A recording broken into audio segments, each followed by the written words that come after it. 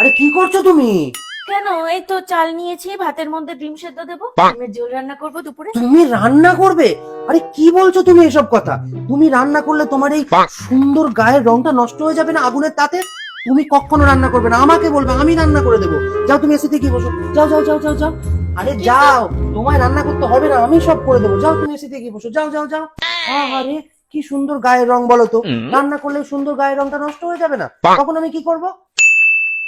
বাবু তুমি কি করেছো? তুমি বৃষ্টির মধ্যে ছাদে উঠেছো? এই বৃষ্টি দেখো ছাদে উঠে টিপ টিপ করে তোমার মাথায় যে জল পড়ছে, তোমার যদি ঠান্ডা লাগে তখন কি হবে বলো তো? আরে আমাকে বলতে, আমি তুলে নিয়ে যেতাম। দাও এগুলো দাও, তুমি ঘরে যাও যাও যাও যাও।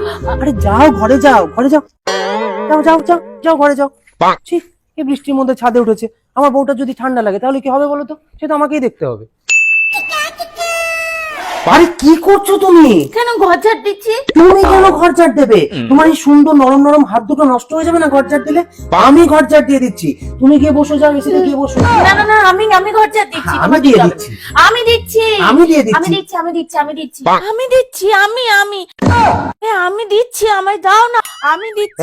এই তাই বলি, স্বপ্ন ছাড়া এরম বর কোথায় পাওয়া যায়?